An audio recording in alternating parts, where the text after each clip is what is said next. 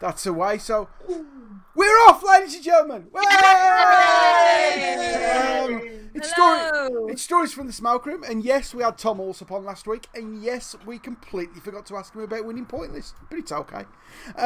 We'll have him on again, and we'll ask him all about Pointless. Hi everyone. We're going to do our stories again tonight, and we've actually done some admin, so we know what order we're going in. So, and I can't remember, so this is like a special treat. Yeah. So, going first tonight will be Mikey. Mikey, what's your story about? My story is about a ferry crossing and the best homemade chicken nugget curry I've ever had. I love it. It's already my favourite. Yeah. Nugget curry. We'll do the questions in a bit. Yeah. After Mike doing her very own TED Talk tonight, it's Steph. Yeah. Steph, what's your story about, and why have I been stressed about it all afternoon? Well, my story either comes with a PowerPoint, or you're about to watch a 30-year-old woman have a tantrum live on the internet. I don't know which I want more. This second will happen at some point during the time that we keep doing this podcast. Let's not panic. Yeah, but my PowerPoint presentation is such a loser. Is on how to be an amazing friend.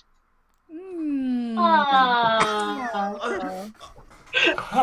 as sweet. I love a PowerPoint, so I'm really excited. I'll tell you what this is like. You know, at school when there's always that one group member who overdoes the group work. This is what. That's you. That is Steph. That is Steph. That's you. Is a Hermione Granger. I'm the person who goes, I'll do it. Just everyone say they were involved, but I'll do it. You're the one who used to You're the one who used to go, Miss, you forgot to set us homework. No, I didn't do. I wasn't that far. Yeah. That was the person I sat next to though, and I used to kick her under the desk. But but no, I wasn't. You used to kick her under the desk when she forgot to ask teacher about the homework. Yeah. You ask her. Yeah. After Steph, it's me. And I'm going to tell you some. Thanks, Adam. That helps. No, fuck you. I'm not apologising. You know what I mean? That's done my self-esteem the world of good. That has. Sorry, just whenever a poet starts talking, it just happens. I'm sure I can delete you from this stream. You can. It's really easy. It's really easy to do. I'm going to tell you a story about manhole covers, and weirdly, I told you were right to yawn. No, I told someone this once, and they reminded me. Well, didn't remind me. They informed me that manhole covers is the nickname for the box female cricketers wear. Is it? That's what I was told. I don't know. Oh God! I'm not a cricketer, male or female. I can't even work out. Are you not? You're not a female cricketer. I'm not. You'd have fooled me. That honestly made me want to throw up in my mouth a little bit. But yeah, a manhole cover. Woman hole. Oh, did you see the woman hole cover? So two of the England cricketers, they were meant to be playing in a T20 yesterday. Due to COVID, their wedding has been cancelled. So the rest of the team got together and did like a little mock ceremony for them in Lords. And it was just really nice. It's really nice. And that's so cute. So yes, expat Lewis said so. It's for female cricketers, but it's still called a manhole cover. Yes. I'm against that with every. It implies that it is for men, which is. Do we know what we're talking about when I say manhole covers? You know where that's come from. You know, it's the drain covers in the road. Yeah. Like a sewer cover. And I think that's where it comes from. Is it's something filling up a hole. Or it's that even in cricket, women are at risk of getting assaulted by men, even when they're holding a cricket bat. Probably that as well. It don't happen. This is why I hate cricket. What? Hang on. What? This is why. That's the reason why. Football. That's the reason. Football is such a progressive sport. The women's That was a cricket team joke, get paid the by the same way. as the men.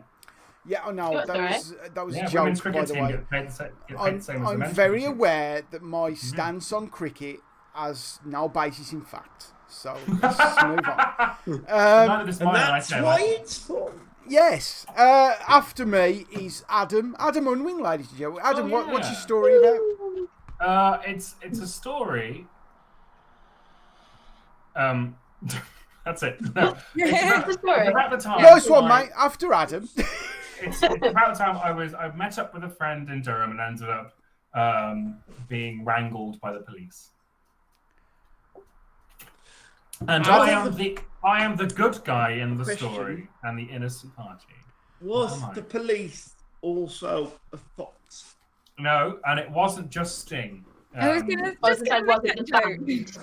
Yeah. So, Adam Unwin versus the Durham Constabulary. And finally tonight will be Hannah. Hannah, what's your story about? Hello. I'm going to tell a story about a mishap that occurred in my garden. If I tell you what it's about, that's the whole story. So I like how that could be anything from I lost my contact lens to a man fell into a tree shredder. It could be. It's like you're going to have to wait to find out. I'm so excited. Right? Right, let's go. I've got some beer. Are we all ready? So ready. Chat, are you ready? Give me a hell yeah, chat. Chat will go on my first whistle. Oh my god, I loved Gladiators. You will go on my whistle. Sometimes. Hell yeah, the chat are ready. I'll just think of John Anderson and hope he's okay. I'm going to Google What are you doing? Do I want to ask that? I was going to say, what do you do when you think of John Anderson, but I don't know whether I want to know. Sometimes I think just because I've not no one's heard of him since the end of Gladiators, so it's just like I'm gonna Google what's happened to John Anderson. I'm doing it right now. I'm on it. You want to just sort of check if someone's all right. Guess how old John Anderson is. I mean, he was like 103 when Gladiators were on, and that was in the 90s. 87. So close. He's 92. He's 88. Oh. 88. Damn it. Right, Mikey, a story, I think, because Dave's looking up to himself. Mikey, ladies and gentlemen, come on.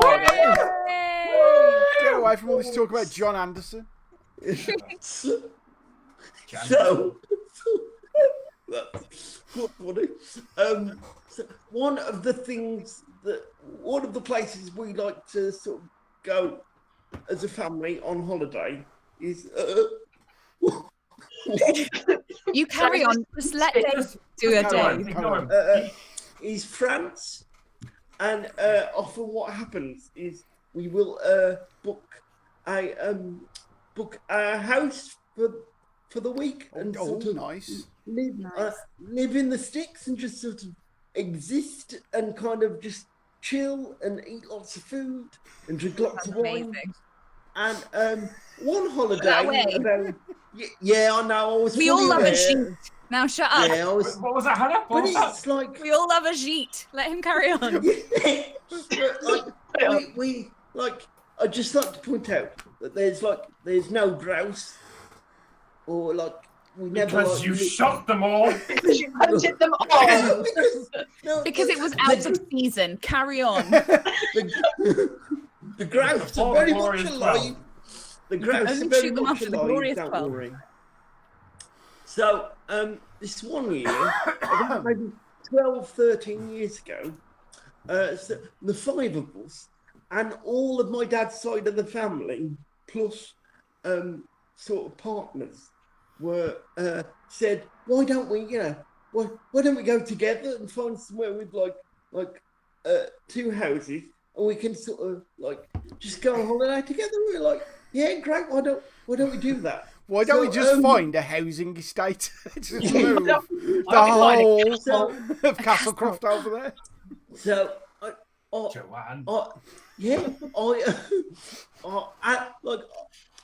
added everyone together, it turns out there was 16 of us in total that went on this holiday. It's hilarious, right? We went down in 3 cars.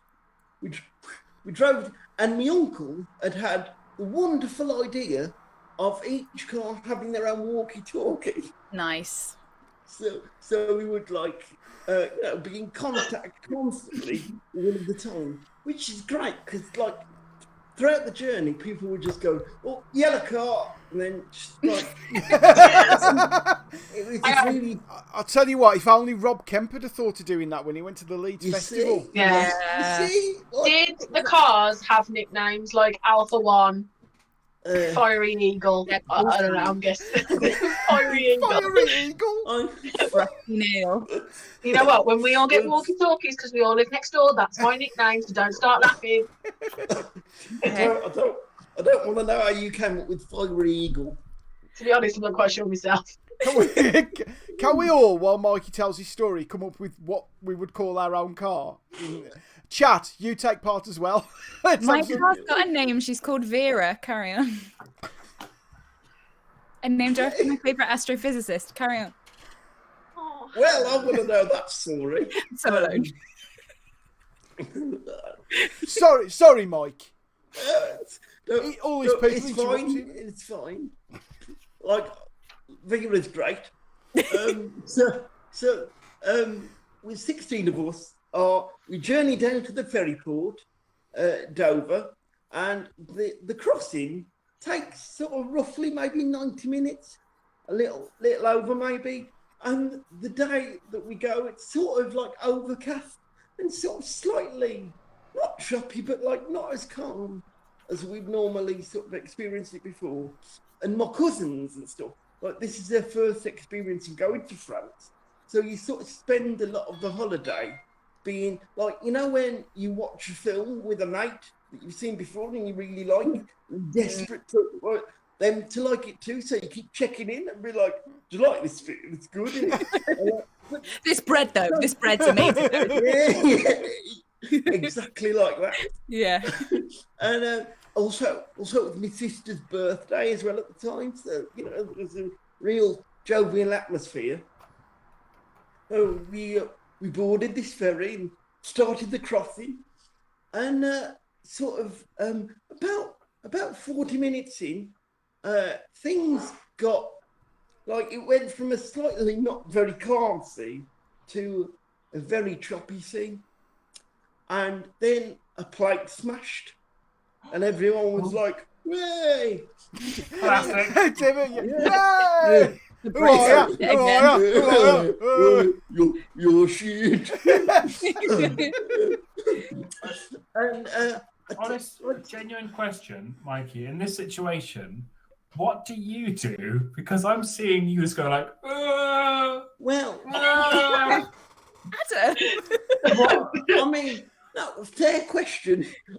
Thank you. I would say that the battery on the back of my chair is quite heavy, so that sort of offsets any sort of And yeah. you've sort got of brakes, haven't like, you?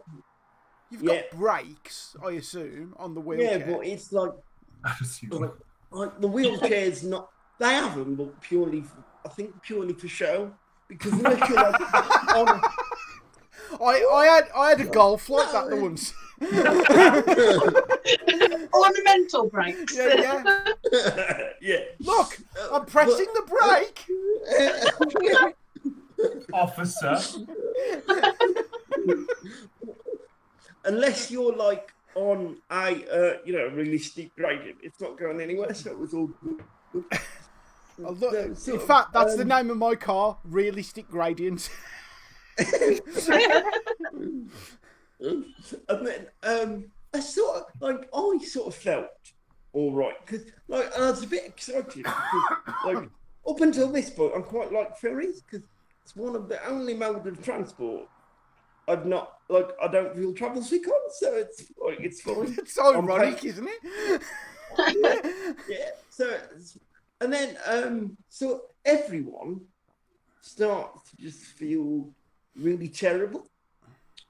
And I try and kid myself that like I'm fine, I'm totally fine, and it gets to the point where I'm like, Dad, like I'm not fine. Could we please go and find a bathroom?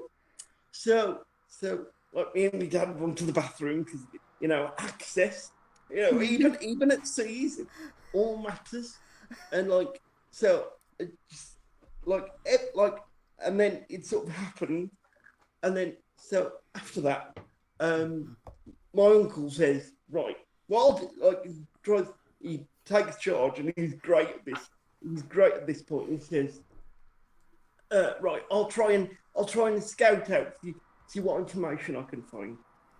A little while later, he comes back, and he's looking a bit like unsure at this point, and he says, they've shut the ports, and we're like, you what, like plural? He says, yeah. He said they've shut the ports, and then the captain comes over the tunnel and says, "That's rude. Ladies and gentlemen." So, what, Adam? Adam, hang your head in shame. What? Don't listen to him, Mikey. He's making. I want him to say it so everyone can hear. Say it in front of the whole class. Yeah. To be honest, it's the only reason I'm here. So the captain comes over the tunnel and said, "Ladies and gentlemen, due to the inclement weather conditions, both the French and British authorities have decided to close both ports." Said, "So what we'll do is we're just gonna chill in the channel for a bit." Now, bearing in mind, this is like 4 hours into what should be an hour and a half ferry crossing. And so it's like, at this point, like there is pandemonium on the boat. People are angry, children are crying. There's like, you could hear like things swaying. It's insane. I've got a question for the captain, right? Right. In this position, I'd be going, right, first off, why don't you sail to somewhere like Belgium if their ports are open? Yeah, but have you been to Belgium? Or It might be a failing case of that, how much fuel why, they've got and or stuff. failing that, why don't you just say, hey everyone, France have closed their ports, Britain have closed their ports, we're going to Jamaica! Way! Turn south, away you go. I assume it's south. Geography with Dave. Jamaica. Jamaica is that's where You south. I mean, practical reasons for that is the English Channel is literally the busiest shipping lane in the world. So I suppose to sort of turn around without having sort of an hour spare to do it safely is like I had a golf like that once. It wouldn't turn round. It would, but it took an hour. 52 point. The problem with Dave's golf is that it was a golf buggy. Hey! Joke. No. That's definitely how we should announce all jokes on the show. I can't believe I do this on Tuesday. I was tired when we started this. I'm fucking loving it now. Carry on. So, turns out that the only place where I feel less ill is on a bit of the boat that's quite sort of low down in it, where you like open like a side door, and it's just like window, and what in ferry terms would be considered a vast amount of space. And there's me and my mum and sister just sort of waiting there, gonna ride it out because it'll all be fine. And it's my sister's birthday, so there's worse place to be. And So eventually, like 2 hours later, so this hour and a half ferry journey is turned into a 6-hour epic. That's such a long time to be on one of those ferries. Oh, I know. We finally dock, and the plan usually for when as soon as we get into Calais is we find the nearest supermarket to get supplies for the first day or two, and it usually involves because planning is important. So what we did was we managed to sort of take the sort of the accompanies for meals with us. So onions, garlic, and a lot of that sort of stuff. But no, stereotypically French items. I'll never have any of this over there. That sounds terrible. There's no cheese in France. We should take some cheese. We need to take some camembert with us. Purely because I've rehearsed this story all week. And I never thought of that. Yeah, you can't rehearse us being dicks. That's the problem. Yeah. Purely because they're staples of cooking. I must emphasise. And but what we'd not brought with any sort of the main thing chicken or fish or whatever. So usually you pick up that from a supermarket. But what we realised then was that sort of shopping out, nighttime shopping, in mainland Europe, isn't a thing. So at that point, we'd all the shops were closed. And so we were look, we're only an hour away from the house. Let's just get there and sort of see what's what. And so we start the journey into, the woodland of northern France. And sort of gets onto the journey a bit. And then someone from another car over the walkie-talkie says, "Have you seen that carrot in the road?" We're like, what? And they're like, "Yeah, look over. And we looked over, and there's this, honest to God, I'm not making this up, there's this single, lonely, sort of, really slightly crooked and very short looking carrot. And my dad says, how we put it in the tea? We're like, "No, you can't do that, can you?" It's like, "Yeah, give it a peel and a wash, it'll be all right." So the car stopped. I imagine this conversation started out with your dad going, "We forgot the fucking carrots." Why did you bring garlic? It's fucking France. It's like foraging for root vegetables. It's dog eat dog out there. You blackberries, pick up that carrot. Tonight we eat like kings. And then, so I look, so we look behind us, and then the other car, and out the passenger seat comes my Auntie Val. She bends down, picks up this carrot. How big was it? It was only really tiny. just one small carrot. Yeah, just one small carrot. Are you hoping someone in your family is gonna turn a Jesus miracle on it? It's fine. Well, Just one carrot. We should have made all of France. I was imagining it was a really, really big carrot. Yeah. No, this is like the giant turnip book. Yeah. Like that. I was imagining It's a big fuck off carrot, like the ones you'd see in a parish magazine being held by an old man with a comb over Yeah, Bernard Stibbs won the competition this week with his amazing carrot. Bernard said, "I've got nothing to do since my wife died apart from look after my carrots." He took everything except the carrots. Now I've shown her. Sorry, carry on. I plan to live the rest of my life looking after these carrots. And on an unrelated note, I've got a series of pet snails coming. But if anything were to happen to this carrot, I'd surely jump off the bell tower. Oh, we have a laugh, me and Carrot. Oh, she's got some tales, I can tell you. I like it. Oh, how quick the evenings pass when it's just me drinking slowly, talking to my carrot, watching the anti-croacher one-eye player. What's that?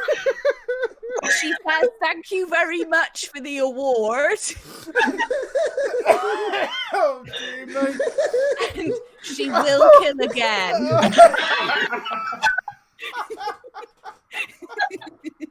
She is standing in the local parish elections as a councillor on an oddly extreme communist standing. I didn't think she had it in her, but you know.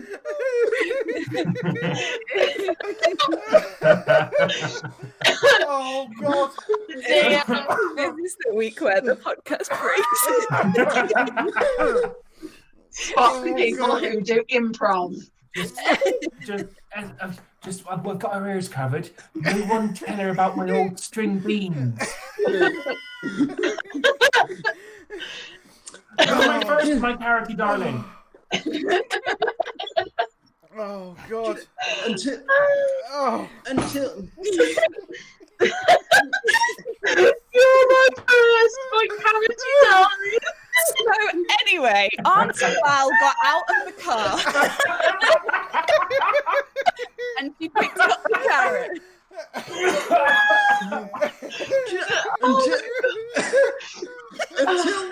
Until this point, I had a very witty observation about the Chris O'Dowd line in Bridesmaids about every bag of carrots having a deformed one. But I think the carrot voices. Fair play. Oh, God. So, like, the rest of the story is not as funny as. So, cheers. Thanks.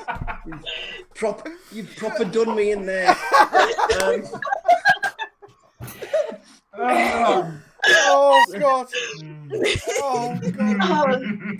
This is the best thing I've ever been involved in. That's it. The story about Alice in Wonderland. We're writing that carrot. We're writing the story about God. this carrot. Simpson is carrot. Oh, Fucking hell.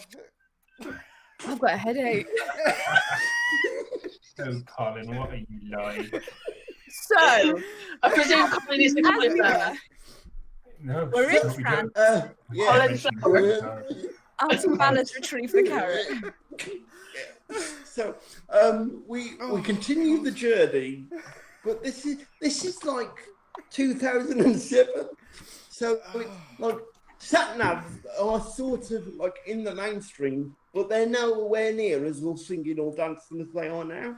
And So, also, you're in France, so unless you've gone over to France and bought a French one, you're Could doing be a it. road, could be a river. But no, it's genuinely it's mad though, because like French roads, zero traffic, like even rush hour compared to over here is like serene. Well, they're all out hiding the carrots, aren't they? Is that a euphemism? Who knows at this point? Because the carrot we were talking about was Students and their carrot stealing ways. the carrot we were talking about was quite big. So basically, Bernard, no!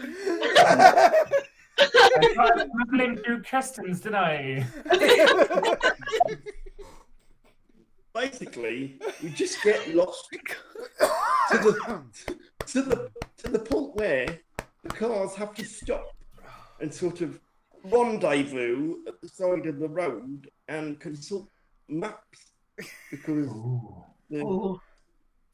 no. Was it an A to Z? Yeah, you can't go wrong with an A to Z, can you? Yeah, you've got in France, the A to Z of London will really, really help us right now. Where's Camberwell? Is it near Nice? I'm sure you can get European ones now. Yeah, shut up, It'd be Adam. like Z on Francais. I've got an A-level. Yeah, in photography.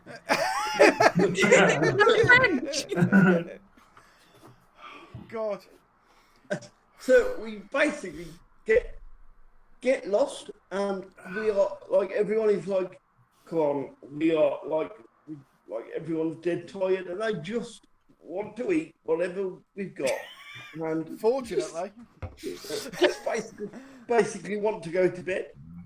And so eventually it's dark, and we get to the house, and the house, the place is really, really lovely, and it's really great. So we get there, and because my dad basically will cook whatever time of the day, everyone was like, "You can't cook now, Tim." He was like, "No, it's fine. I can't. I really, yeah, I genuinely really love it. Like, it's fine." So we basically got all of the ingredients we brought. It was like, we've got onion, Garlic, carrot. Yeah, we've got chili powder, microwavable rice. I can do a curry. Yeah, I'll do a curry. And he says to my aunt, he says, "But we've got no like curry." What? My aunt is like, "Well, I brought some chicken nuggets." And you just. You know when you're They've just been sat in a bag for like 10 hours at this point. when you just dead tired.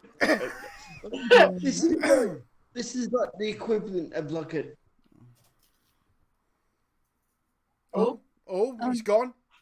Mikey's The gone. equivalent of. It's the What's it the equivalent. equivalent of? What's the equivalent of? No! This does sound. Yay! You all stopped. No, You you disappeared. stopped, Mike. No, I was here and you were all frozen. I think what it is, Mike, is you're very near the event horizon of a black hole. I mean, and time is stretched for you. The only logical explanation. The only logical. So, Mike, we need to know what it's the equivalent of. What's it the equivalent of, Mike? The equivalent of. This is the equivalent of like a bottom of the fridge stir frying, like Nice. on a hangover. Where whatever you've That's got, my favourite dinner. Yeah. Yeah, exactly. Yeah. What we got here? So Chicken nuggets. yeah. That's what we do. Oh no, he's gone again. Oh no. He's on that crank up dial-up. Oh, Mike, you went again. Yay! Yeah, he's back. Jeez, this is right. I've literally got 2 sentences left. So Hold out, internet. Hold out. You Come can on. do it. I believe in you. a little while later, 16 of us all sit round this table to eat this homemade chicken nugget curry. And I look down, before I take my first bite, I just see this single lonely slice of carrot. And do you know what? Like, I'm the winner! I got the carrots! It gives me so much hope. That, like, even it gives me so much hope that, like, even in times of adversity, things, even if they are carrots, can still find a place. Oh! Oh no!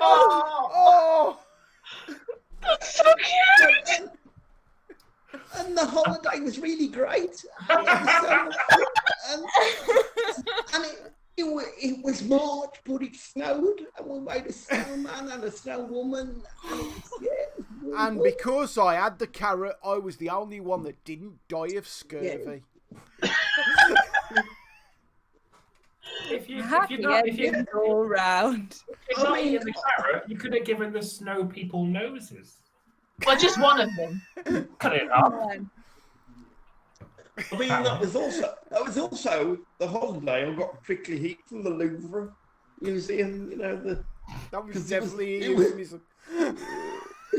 That sounds like an Alan Bennett monologue. Prickly heat. It's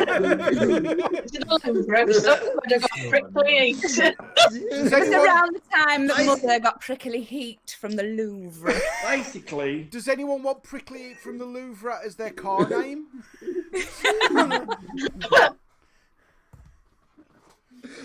Sometimes I want my car to be called Carroty Darling.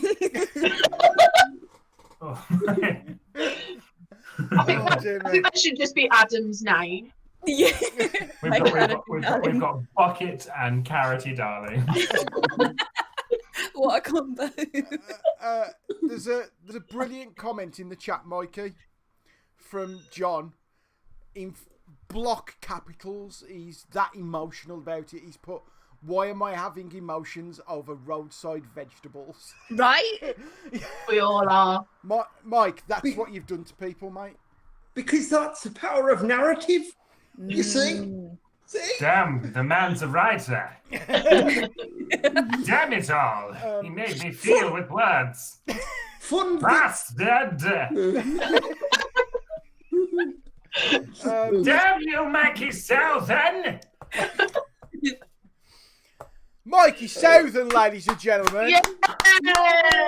Yay! Thank you. Wonderful. Thank fuck. I don't know about Hannah and Adam, but I'm certainly thinking, thank fuck I haven't got to follow that. Yeah. Steph! Anyway, let's mess with the format. Loftus, ladies and gentlemen. With Right. Oh, now, hold on. Like, before we, like, Go on, Mike. is my internet going to manage this? I mean, I don't feel it is. So I'll describe it to you. Lovely. Lovely. Right. Nice. Hannah, you said you love a PowerPoint. Wait until you see the background I've got. Oh, I'm really excited. It's like a marble. It's like a cosmic marble.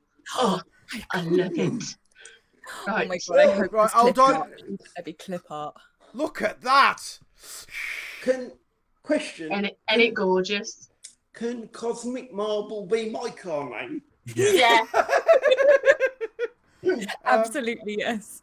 So, Steph, this is your chat. Wait, let me make this bigger so I can see it. This is your TED Talk. How to be an This amazing is my TED friend. Talk on how to be an amazing friend. Now, I'm not sure whether when Dave shows his screen whether everything's mirrored, so the writing may be backwards. No, it's the right way round. It's the right way round. Oh, that just makes me so happy. Right, so these two are my friends Hannah and Kim. They have actually come to watch our show. They have. If you were there, they were the girls I went to Blackpool with. So just to give you a bit of context before we start the actual story, this is Hannah. We met at uni. She is hilarious. I absolutely love her. At the time, she was dating my other friend, Mikey. They, do you know when you have like a friend and then they start dating someone and then that person they're dating actually becomes a better friend? I'm like, he's gonna hear this and gonna hate me. Like the other person becomes a better friend. You're like, oh, I could live without you now, Michael, but I've got Hannah in my life. Like, yes, like that. Hannah is like one of my longest friends. As you can see, we both bring out the best in each other. We are beautiful, beautiful people. And then you've got Kim. Kim, I met on Hannah's hen weekend. She chased a cat for 2 hours and then abducted one and brought it home. And I've been in love with her ever since. Oh my god. So, yeah, we've developed a love for cats between the two of us to the point where slowly but surely all of us now have 2 cats and our group chat name is Crazy Cat Ladies. It's wonderful. Nice. So, as you can see, we met on the hen weekend. It was a wonderful, wonderful time. As you can see, Hannah is the most feminine of all of my friends. So yeah, Hannah and Mikey got married in 2018, and at the wedding, myself and Kim made a bit of a joke. And we said that there was a photo that had been taken when they announced their save the date cards. They went and did a little photo shoot, and me and Kim went, how funny would it be as a first wedding anniversary present if me and Kim reenacted that shot and put it on a card? How funny would that be? And then we thought about it and went, how funny would it be if we not only did that shot, but we did some other shots as well? And so begins the story of one of the greatest adventures of my life. So we created a book for them. Oh, this is... And it was a love story as told by Kim and Steph. So, I mean, I think I'm a bit in love, to be honest. Right. So the first problem we had was we nearly got caught because I love a photo. So one morning I went and picked Kim up. Kim, being the avid photographer that she is, bought all of her photography equipment. I took an Instagram, no, it was a Snapchat photo, posted it to Instagram as well. And Hannah immediately texted us and went, why wasn't I invited? And we went, oh no. Oh my God. And this used to happen at many times during what we did, to the point where I genuinely believe for about a month, Hannah thought we were trying to ice her out. So me and Kim had to start waiting until we knew Hannah was definitely at work. And then one of us would go, does anyone fancy hanging out tonight? And Hannah would go, oh, I'm busy. And then me and Kim would go, oh, well, I'm free if you want to get together. Knowing Hannah couldn't come, so we could go and do more of what we were doing and get together and do this book. Oh my God. So that was the first shot. Kim and I went to, I want to say a nature walk. It wasn't. It was some hedges around a pond, and we did that. So that was photo one. We disturbed two fishermen doing this. They tutted very loudly at us. And it just got weirder as the night went on. Bill, them lesbians around again. Them lesbians again, Bill. You don't know how accurate. They're scaring the fish, Bill. They're scaring the fish. With their short hair and their denim. Oh God! So Hannah and Mikey had a lovely photo shoot, and we really took the mick out of it. I want to say I feel bad. Can I just interject here? I'm getting really emotional about two people being that close. It's been a while, hasn't it? Been a while. Just really been a hell of a while. Can I just ask Steph, when that photo was taken, can you go back to the previous photo, please? Yes. When that photo was taken, was you really chuffed that you got the bin in? Yes. It was like, that makes it. There was stupid little things that just made the photos even funnier. But mainly for us, for no one else. It was just funny for us. The only time that it was about bins. The bin sort of adds that extra bit of metaphorical edge to it. Just showed that, one, we hadn't really put as much thought into it as we probably should have done, and two, we're very much on a budget. We raided B&M in the morning, and you will see many of the bits from it. But yeah, photo. Can I just point out that shirt he's got on? I've got one of them. Gone from Primark. It's a very good shirt. It's a very good shirt, Dave. However, this photo, we figured that we hadn't practiced piggybacking up until the moment we were about to take this photo, and then realised I can't give a piggyback. John, can you clip that, please, John? We hadn't practiced piggybacking. Oh dear. So we had to improvise, and if you look down, Hannah, Kim is very much copying a feel. And it was at this point that if you look at our eyes, we're not looking directly at the camera, we're looking slightly off. There's two dog walkers walked past us and went, morning. So it's them lesbians again, scaring the dogs. It's them lesbians again. how great does my hair look in that photo? Isn't great? You can't argue with that. Were you actually giving her a piggyback at this point? No, I was knelt on the floor. I was going to say that looks like a piggyback, I fell over. So yeah, it was a very glamorous shoot. Yeah, how beautiful is that? Not as beautiful as that one. So oh my god, it's the little bit of moss up there that makes it, and the fact that you can pretty much see the piss that someone's left on there. The only way it'd be better is if someone had put the only way it'd be better is if someone had put like a bag of dog poo, you know, when people leave it in the bush for some reason. That would what makes it worse is that bush is full of nettles, and we spent about 20 minutes afterwards trying to find some dock leaves. Like it was the worst shoot of my life. Go on, like. I assume that this is what the photography skills of Pride and Prejudice look like. Yeah, like, absolutely. These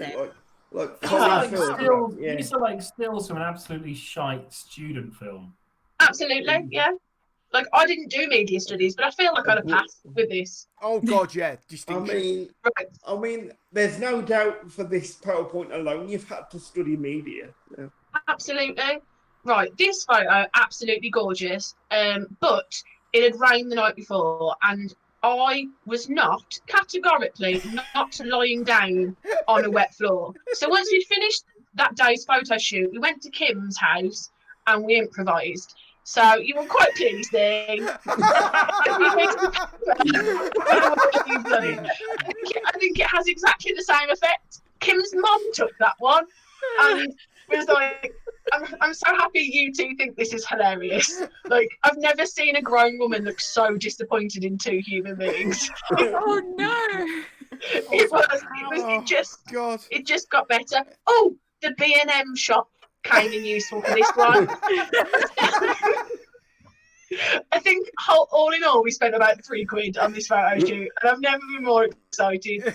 Your face in all of these pictures is like so pleased with yourself. Like, you won't be delighted. I've never seen you. You're like, look at me. Like, and I will say that all through these photos, there were points where we went, "This is going to be hilarious," and then there were other points where we went, What if we've massively misjudged this? Made a mockery of our love. So we went through. Even in your eyes, you can see you going, "This will pay off one day. I'll be able to recount this story to the internet, no problem." I honestly think that's the face on. If this ruins a friendship, at least me and Kim have a kick-ass photo album. Like. But we everything's completely out of context.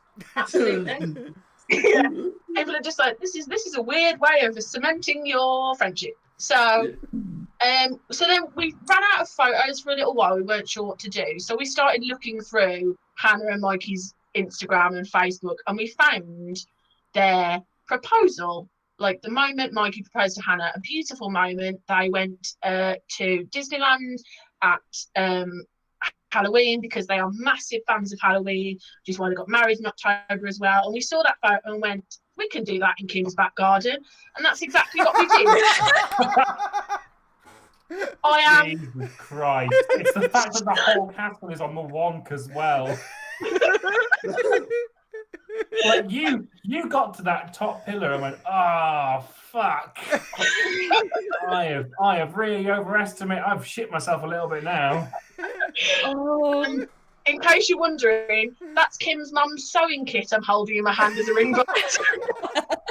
Again, I must stress, we were on a budget. How can I ask, how much was consumed? Oh no, we were stone cold sober. Stone cold sober. I genuinely don't care. So another beautiful shot just after Hannah and Mikey got married. Kim decided to put some crusty background on that one, which somehow made that worse than it already was. You can't see on that piece of paper, but it just said "We love Mikey." So yeah. Another shot. Now, I love this photo of Hannah and Mikey. I think it's very picturesque. They got married in October with the pumpkins. Obviously, I'm not paying through the nose for a massive tent and some pumpkins. So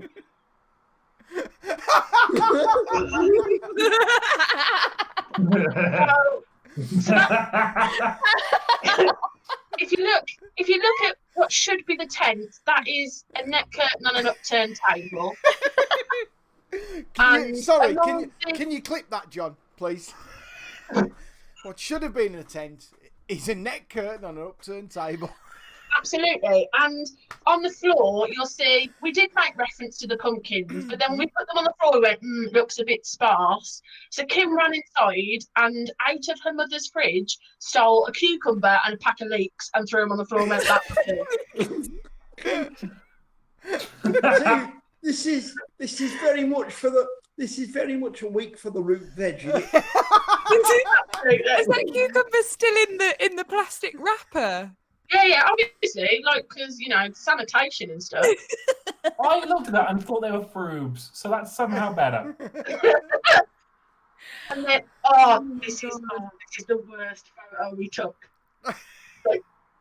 I need to point out we were on a budget. No. I'm so scared it was going to be. We were on a budget.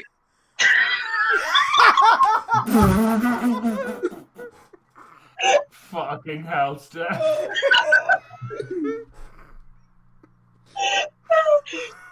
Steph, no. Just a couple of minutes. Just to absorb in, Kim is wearing from the Home Bargains Hen Party range. I feel like Trini or Susanna at the minute. A Hen Party little bridal veil that we picked up for, I think, about 50p. And the net curtain that had been draped over the table, which you can now see is taking place as the bale of hay. As we did search in B&M, but they seem to not sell big bales of hay. Don't they? No, they said they did sell the hay that you put as linings for cages, but I didn't want to put that in my car because I just had it balloted. So yeah, and so we move on. I put those side by side because it's simply the funniest thing ever. That one's fine. I'm completely on board with that. They're cutting into my dinner. Isn't that a breakfast? That is, we had dinner for breakfast. We like to live like rebels. So that is dinner. That is breakfast for dinner. Sorry. That at the moment I can see none of these because for the last 5 minutes the house party menu is popped up. I'm trying to press to get rid of it, and it's not fucking going. So what you're gonna have to do is just sort of describe them to me. Mikey, you'll just have to watch it back. Yeah, I'll do that. And I think you should take wild stabs in the dark at what the photos are. I would like that, please. Also, their wedding cake is pissing me off. Fall in love, lovely, but it's called Autumn. Autumn in Love. Autumn in Love. I know, but Autumn in Love doesn't sound as good, so they put fall. So, and yeah, so that's that. Honestly, I feel like you're concentrating on the wrong thing there. If I'm gonna say anything about that comment. I'll comment on what I should be commenting on. I do like their 2 tiny pumpkins. Yes. And also I'll point out Kim's mum makes a mean fried egg. It's not too runny, it's not too hard boiled, it's not snotty and underdone. That looks like poached. I think they were fried in water because they're healthier. Because calories. Yay eggs. Yay eggs. Shall we move on? Yay eggs.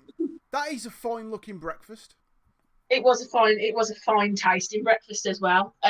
So obviously this is another one from their engagement. Was it their engagement shoot, or did they go and have another shoot done? To which me and Kim found out and ripped them a new one for many weeks about it.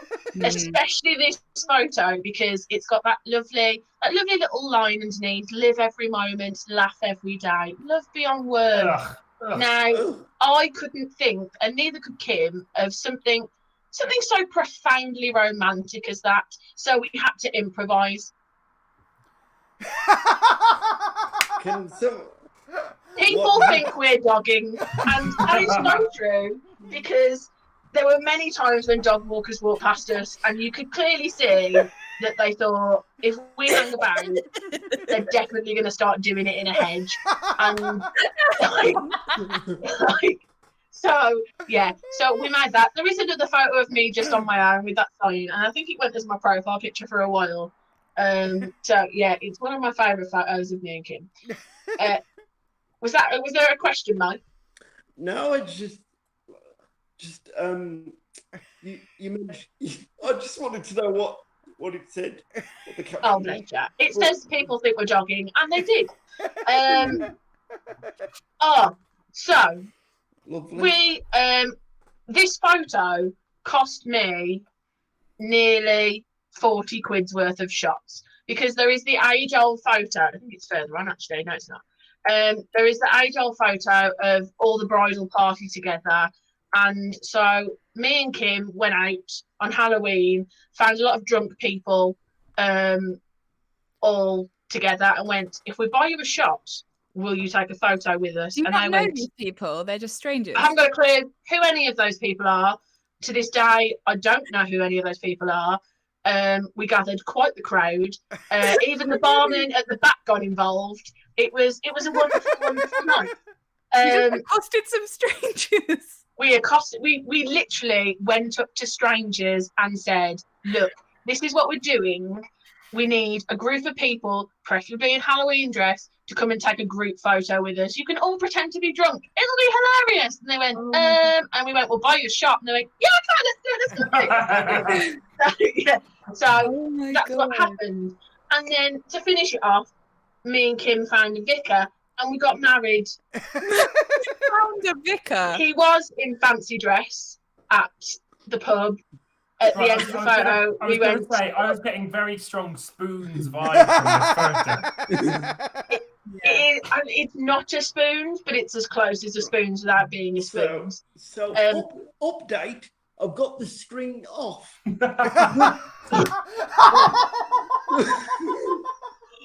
that's the first thing you've seen. Because I can't see if said man is dressed like a vicar, I thought you went round like asking to see people's sleeveys.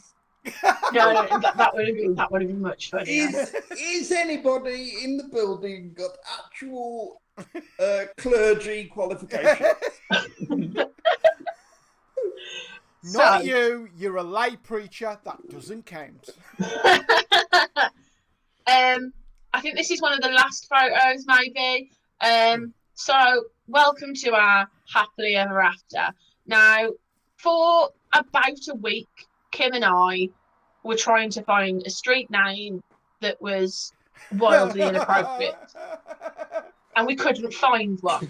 However, in Stafford, there is a short little road called Balk Avenue. So we bought some electrical tape and did that on a Balk Passage.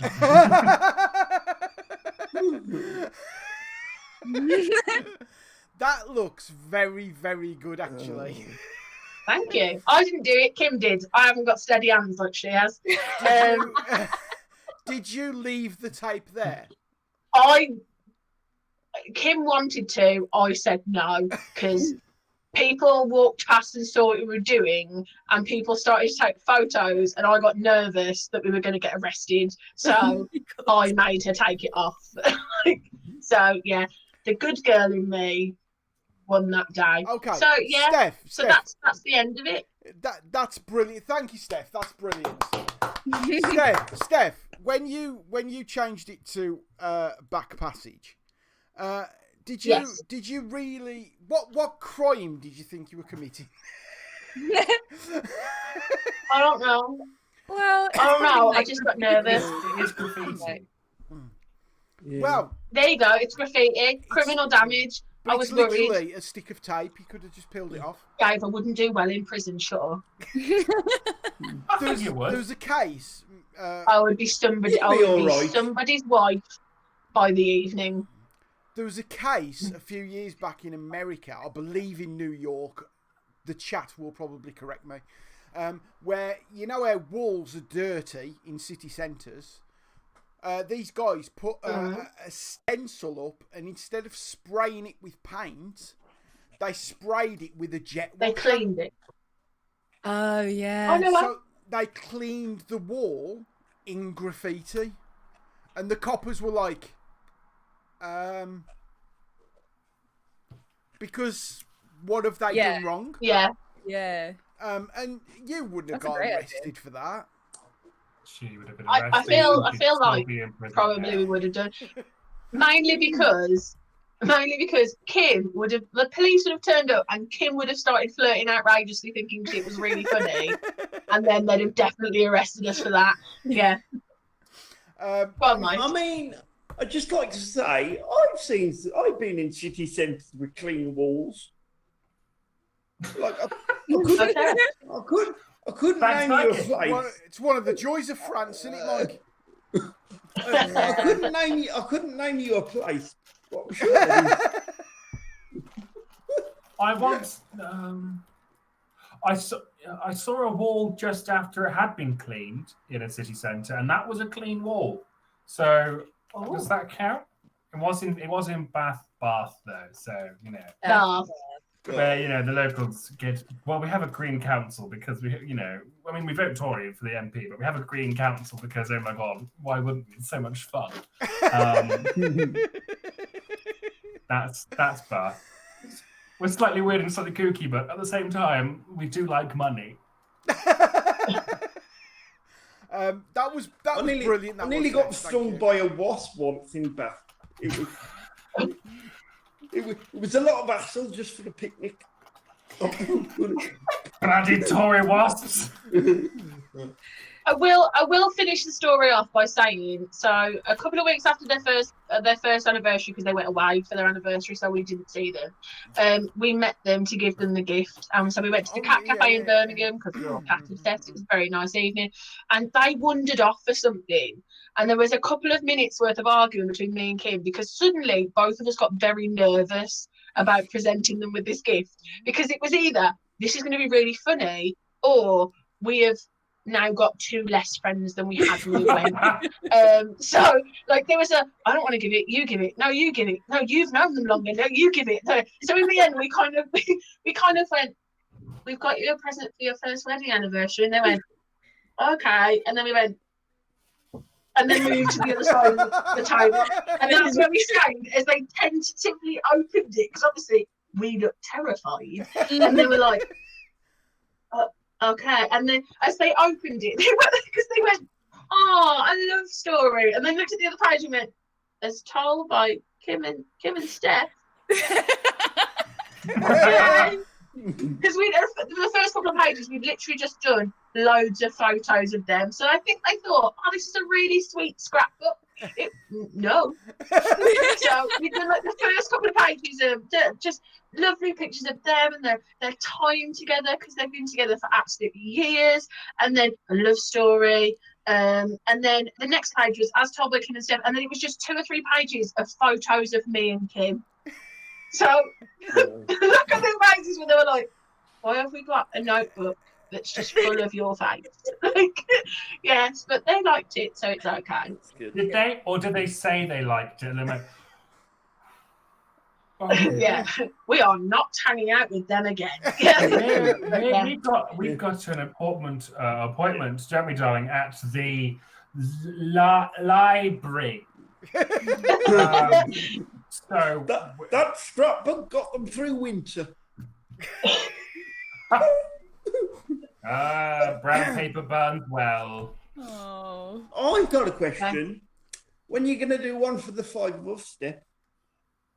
We need more photos together. We need road trips. I mean, Don't bite your cat's tail. I nibbled it. Screenshots. Oh. So yeah, I feel like we need to do a scrapbook for like all of us. Stop. Was that your cat then? Mewing, yeah. Because Adam, I'm not playing with her, so she's like, play with me. Stop. Everything. Stop. Pay attention to me. I relate to that energy. Me. Today on Me the and the internet. cat. Why aren't you talking to me? Yeah. Right. I am your world. Yeah. Totally. Well, I am. I've got to follow that now, haven't I? Yeah, we got one bit of first two, which is Steph Loftus, ladies and gentlemen. Yay! Now follow it. Now follow. Bitch. Story about manhole covers. I'm excited. Right. I can start yawning. It's the early 1990s. It's not. It's 2020. oh, they were a great year for manhole covers. Oh no! I'll tell you what, mate. Oh no! Drop Because it, I was there. You're about to produce a manhole cover. No. I'll drop my pen. When can I just say, when you mentioned manhole covers earlier on, I realised that on ITV News Central this week they're running a segment each night on alternative varieties of milk. True story. Because there's nothing else going on that needs reporting in the news. No, absolutely not. Famously, there's no news. Yeah, at all this year. it's partly the reason why I'm bringing it up, just because I feel like I need answers. The BBC, I think it was like early 1930s, like 1920s. The BBC news reporter went, "This is the BBC News. There is no news today," and they played piano music for 10 minutes. Yeah. It was Good Friday. Yeah, even Bob Warman looked a bit flummoxed. And he's Mr. Charisma himself. Anyway. Steph looks so confused by the world. What's the connection between milk and manhole? Well, I was thinking that. I just thought they were. I've desperately been trying to wrap my brains going, no, come on, Steph. There is an intelligent segue and you miss it. I just thought they were both a bit twee and a bit a bit sort of. Oh, okay, yeah, that's fine. Yeah. And they both begin with M. You're right. Well done. M. You're welcome. I solved it. This story takes place in the early 1990s. Let me just get into character. Okay, yeah. Oh, Jurassic Park's good, isn't it? Carry on. I was the baby. Yeah. I'm Let me get into character. Like a jagged little pill. Carry on. I'm working in the media industry, which basically means I'm tired of having no money, so I've got myself a forklift truck driver's license, and I'm doing lots of agency work. That's what it means. Right.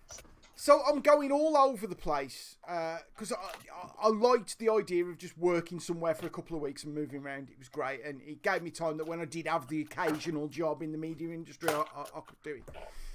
I go to a industrial estate that wasn't far from where I was brought up in Darlaston.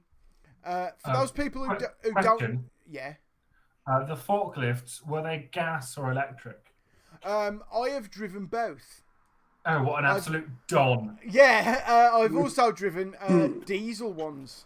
Get a forklift truck driver who can do both. Diesel ones are mental because they can go really fast, but because it's a forklift, it's got no suspension. Because obviously you've got weight on it, it just wouldn't work. And they always have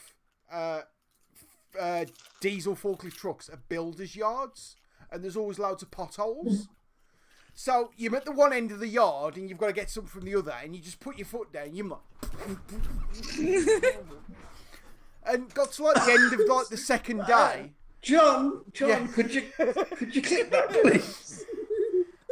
Oh, as a GIF. Yeah, I've got your wish is my command. I got to the end of the second day, and I said to the guy that I was working on, my nipples are hurting. And he went, yeah, you've got jogger's nipple. And we got jogger's nipple from the forklift because his shirt going up and down. I had to put tape on my... Friction. Yeah. Friction. I had to put tape on my nipples. You've never sounded more Wolverhampton, but I'm going to say... You've got Jogger's nipple. I've got Jogger's nipple. Clip that, John. Oh no, she Sounds like a really weird real ale. We haven't got Joker's nipple. Joker's nipple, please. That's the name. And a cheese nipple. That's the name of my car. Jogger's nipple. Jogger's nipple. Jogger's nipple. The whole sentences was, we haven't got Jogger's nipple. My favourite Black Country sentence is, them bay windows, bay they.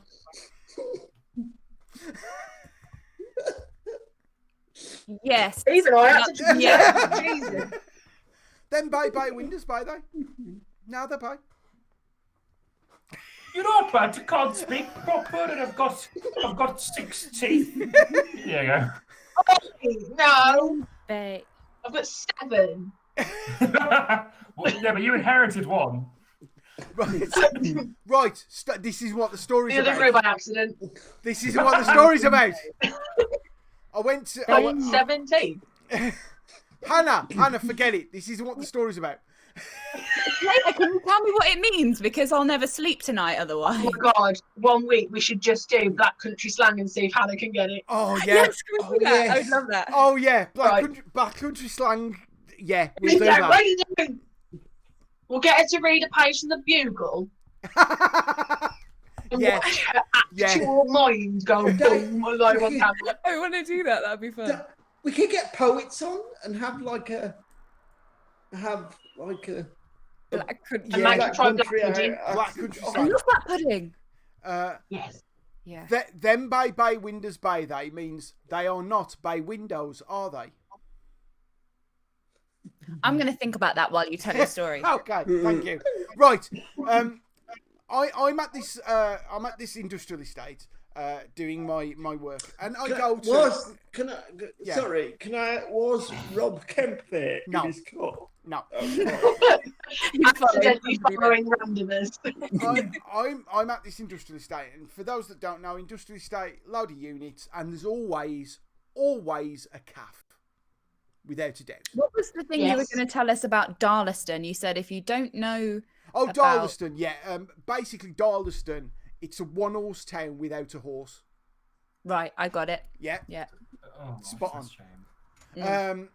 Anyway. It's the belly button of the West Midlands. Yes. It needs to be there, but No one knows. it doesn't really do anything. I'm very similar to where I grew up, to be fair. Colville. First day on there, I go into the greasy spoon cafe that's on this industrial estate. Turns out the industrial estate is owned by one person. Probably a Tory. Big Ron. It's named Ron. No, it's named it would Big Ron. he'd be called Julian or something. No. You know what I mean? It's a proper person. I see. It's a Tory. Exactly. Right. So, go to this cafe, and there's 2 women serving at the cafe. And I go in, and there's a few people sitting around, and I'm there with this guy that I'm working with at this place. Little bit of a kind of aside, this is the kind of place it was. I went up and I get introduced to the one woman behind the counter, who I will call Grace for this story. And then I get introduced to this other woman behind the counter called Hazel. And the guy I'm with then says, Hazel, show Dave your tattoos. At this point, people behind me sitting down turned away from what was going to happen.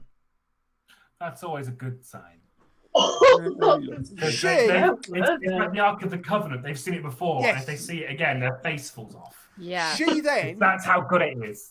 She then lifted up her shirt, exposing her breasts, and above each nipple was mild and bitter.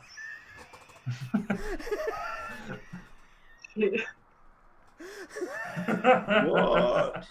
It couldn't get any more Black Country. That's the most West Midlands thing I've ever heard. I bet her ass was sponsored by banks. Yeah.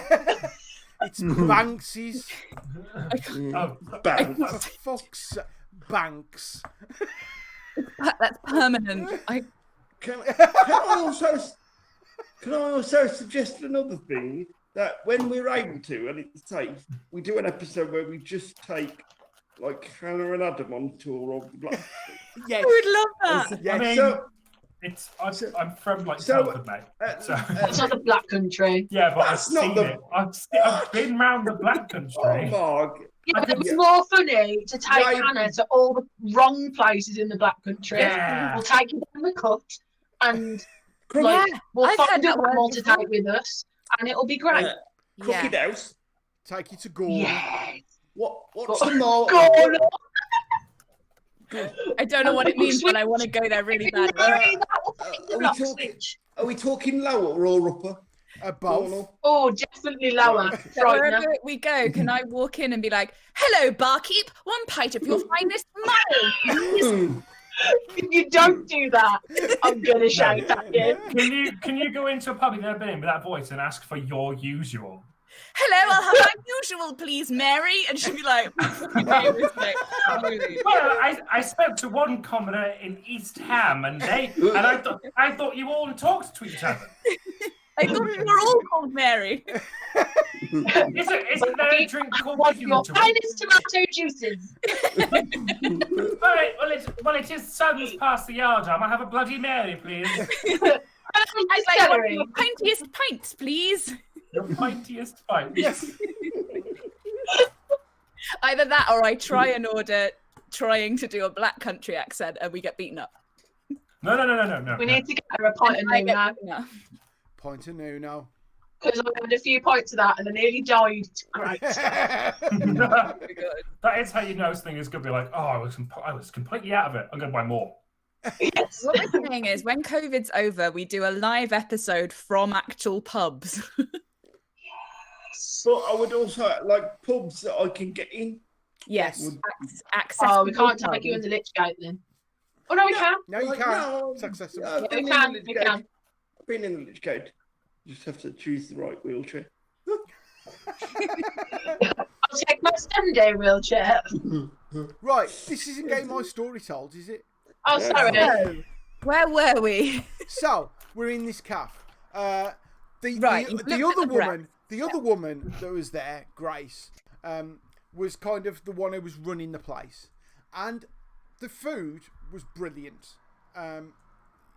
One of the best. I know my greasy spoon calves. I'm a fat man. I have no pride, and I'm telling you, it was a good calf. Turned out the guy who owned the industrial estate owned the calf and was like their boss. So I do my couple of weeks' work, and I toddle off and don't think about the place again. Until a few months later, I see one of the guys I'd been working with who was like, "You heard what happened?" And I'm like, "Oh, what?" And it turned out Grace had been told by the boss who owned everything that what you need to do is come in earlier because you're getting in and there's already people waiting for food. So you need to get in earlier and prepare the food. Obviously, he didn't pay her for this extra work. And because she was like kind of working class work ethic and she got that kind of, she wasn't doing it for him, she was doing it for the lads who came into the cafe, so you know what I mean? She just came in early. She comes in early one winter's day, and of course the floor's all wet. She trips up on the floor, breaks her knee. Oh shit! Right now, I mean, this woman's like late 50s. A knee break when you're young is a bastard. Yeah. Like, when you're approaching retirement, it's an absolute. Just put the white sheets up and send us You to know, the relief I entry. mean, Yeah. it's a really bad injury. So obviously she goes off sick for a while. Turns out that the boss was at fault because it was a slippery surface and it shouldn't have been, and blah blah blah. And after much insistence, she decides to take the guy to court and try and get some compensation, which she's entitled to. Yep. She lost in court. And the reason she lost in court was because she was in work early. What? So she wasn't supposed to be there? What a dick. Now, when you work on these places, these industrial estates, some of them are horrible, and the guys can be really racist and misogynistic and all that sort of stuff. But there's also good sides, there's camaraderie and there's banter and then you go to some places and they're really nice. It's just one of those things. But even if you go to a bad one, these people have a kind of sense of justice, which I know sounds weird when you're saying they're racist and misogynistic, but they have this kind of, that ain't right. And there's a lot that they don't see ain't right that they should, but there was like, that ain't right. But the thing is, these are all like scallywags from the local area. So they're like, what we gonna do? So, of course, the guy turns up in his nice car, and his car gets keyed. Oh. One of those things. We've all done that. You hear the people singing the song. But then, To the barricades! There's plenty of barricades are this big. But just put a chair. Yeah. Get around that front neck. Yeah. now, I'm getting all this from the people who were, the person I knew who worked there after I went. So I wasn't witness to this. So I am fully aware this story has gone through a couple of rewrites. It's been told in a lot of pubs, and there's been hyperbole. There was 10 of them, not 3. Yeah. Yeah, right? Yeah. I don't care. Here's what happened. Apparently, well, not apparently, this bit is definitely true. Because of a lot of building work going on in places like China, the price of scrap metal went up. Right? So I know this definitely happened around that time. And what's made of scrap metal? Manhole covers over drains. Oh, there was a big thing with that for a while, wasn't there? So, some of the local scallywags nicked all the manhole covers off the entire estate.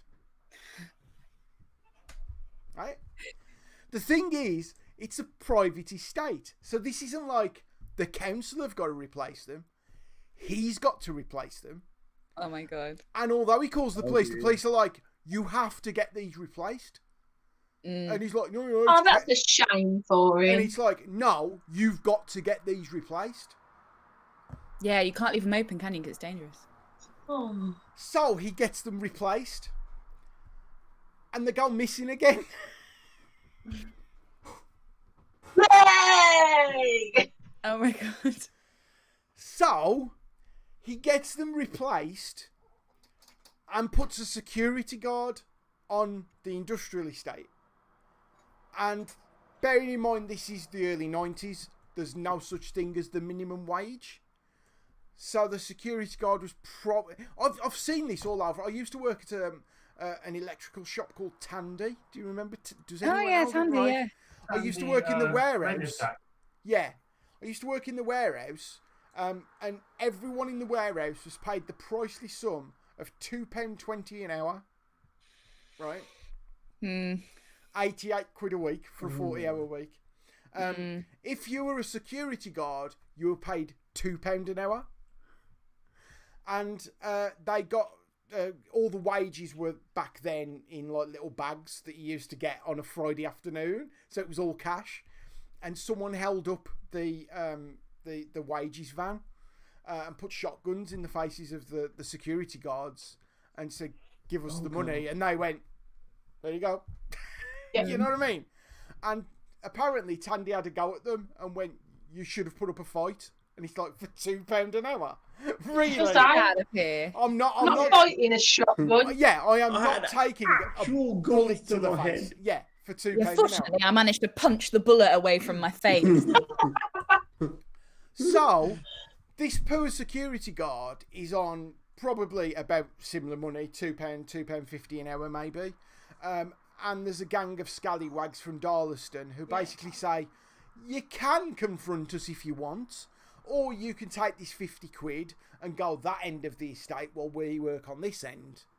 And then when you come round, we'll go over there, and right. And of course, that person's going to go, yeah, right. Because you're not gonna take the risk. So he has to replace them again. This time, you've got the curbstone and the drain cover. He gets this system where a hoop is like put into the curbstone, and a hoop is on the drain cover, and then there's a big padlock goes in and secures them.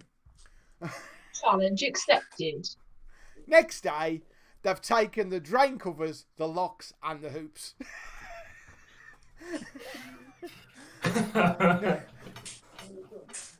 When people like the, right, I work in security now, and I had a brilliant conversation with a company about a year or so ago.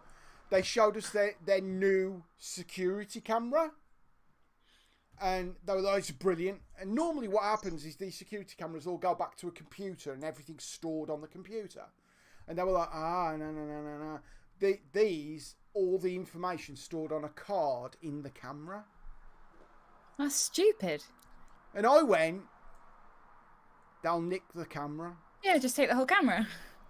And you saw this guy's face drop, physically drop, as though we hadn't thought of that. And it's like, no, because you weren't brought up in Darlaston. You know what I mean? And then they're like, oh no, it's all secured. And it's like, blowtorch? I'll melt the fucking thing. You know what I mean? It's if you're desperate to get through it, you'll get to it, right? Yeah. And this is what you're dealing with. It turns out that at the end of all this, he ended up selling the industrial estate. Oh my god. They kicked him off the land. And they never had a problem again. And I am told, and I really want this to be true. Sorry, go on, Mike, before I... Everyone literally just went, get out of my pub. Everyone went, get out of my pub. And he went. I didn't really need to do the accent, did I? I so want this bit to be true. They obviously made money selling these manhole covers that they'd stolen.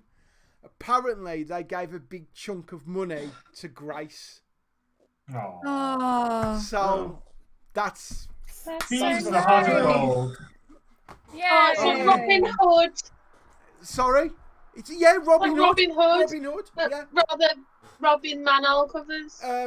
That's beautiful. When Robin Hood gave money to the people he was supporting, they then became more rich than the average person. Did he then steal it back? There's a threshold for when you are too rich and must be stolen from. I can't believe it's Hannah that's lecturing you about this. I can't believe the socialist is.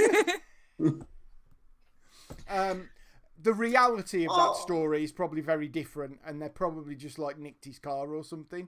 But, like Tony Wilson said, if there's a choice between printing the truth or the legend, always go with the legend. Seems fair. Always. Ladies and gentlemen.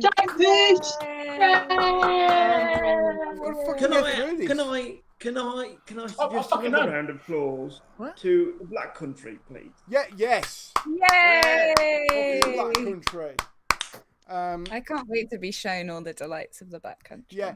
John has put about Darlaston.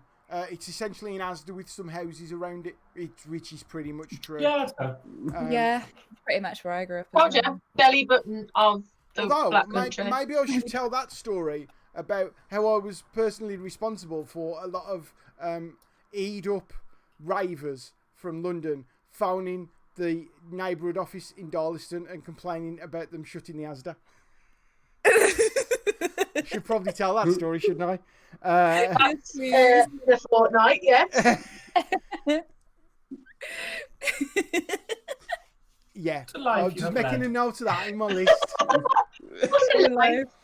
What a What a life. life. There you go. Coming up in 2 weeks, ladies and gentlemen. You know, in like road trip films, there's always an oracle. Yeah. And they're always in like No. greasy spoon diners or freeways. It's Dave in it. Yeah. Yes. There's nowhere to notice. eat for 40 miles. Yeah. My sweet children. Yes, there is.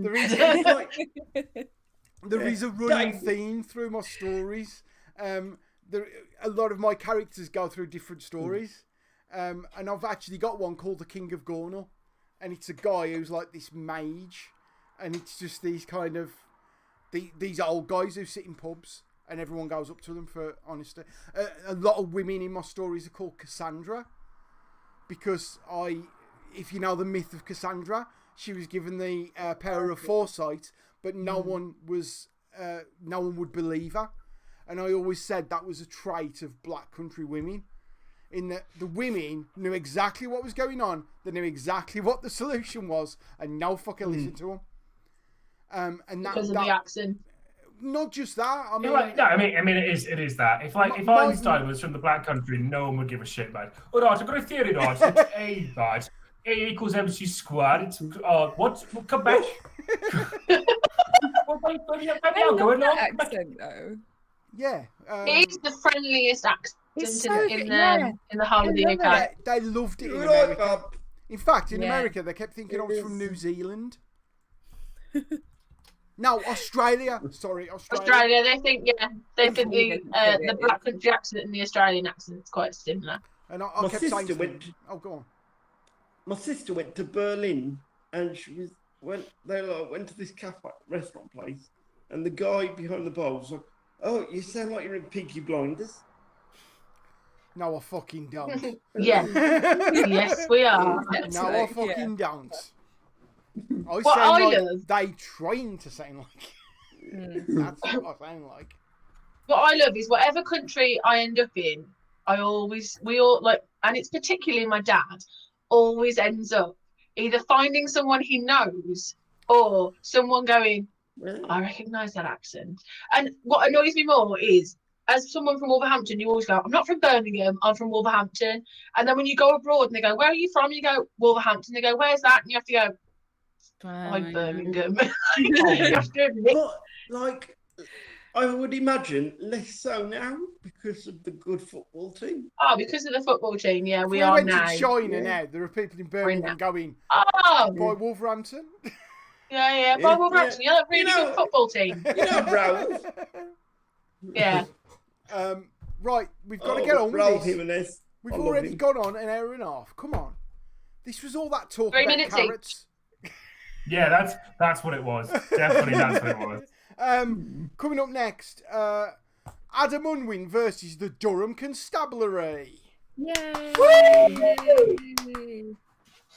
Yay! So the story starts all the way over in Turkey, where you might they've stretched out their fucking the Durham scope, haven't they? They haven't got the long arm of the Durham Constabulary. It's like traveling down the sea and comes back. As all good stories do about life, it starts on a jeep safari in Turkey. It's called a jeep safari. Not quite going full this. Wasn't a full real safari. It was, we're going to put some tourists in the back of 4 yellow beaten up 1980s Land Rover. No. Oh no. He's gone. No. Come back. No. Come back to me. He's gone. Oh well. Maybe he's dead. Come back to me. Oh no. He's gone. No. He's gone. Maybe he's dead. Oh well. Maybe the Durham Constabulary have got like a branch of the NSA working for them, and we're like, shut it down, shut it down. Can we just have a? Well, sort of Adam's not here. It's now a good time to point out that for all of the last story, I've had a sign on my screen saying, "Please rotate device to record." I have no idea how to get rid of that. I don't want to press the X in front. No, don't press the X. No, don't press anything. Don't press anything. So, you're all very dark. Where are you going? I need to plug my phone in. Oh Jesus! Now it's become challenge Annika round 2. Adam, are we in your bedroom? No, we're in the bedroom where the charger is. Because it has its own bedroom, and you call Hannah a Tory. Right? Why am I the one who gets all the stick? Exactly. Because it's funny. So let me. I'm a professional. Stop looking at me. I'm gonna crouch down here. I was just like, Adam. You could have Are you done wearing that trousers? before you logged back in. I am wearing. Well, I'm wearing shorts.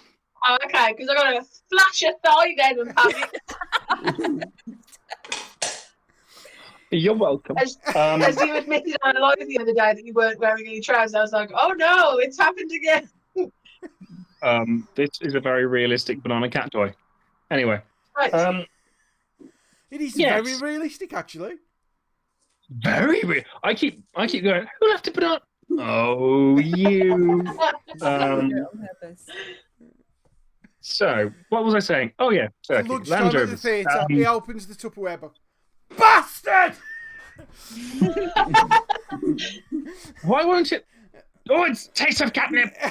So yeah, it's all good stories. So it was Jeep Safari. So it's about a bunch of tourists in the back of 4 1980s beating up yellow Land Rovers, doing things that they shouldn't be doing, and without seatbelts. Great fun, like brilliantly fun, really warm, and the best part of it is between all the Land Rovers we have water fights because you should do. Huge bottles of water, just dash them over each other. Did this a lot. Did this tour a lot. My favourite one was when a bunch of Dutch tourists went to us. This splashing of the water we do not find humorous. You crazy grasshoppers. So don't splash the water. To which my little mum, went, nah, splash. Beautiful. Absolutely beautiful.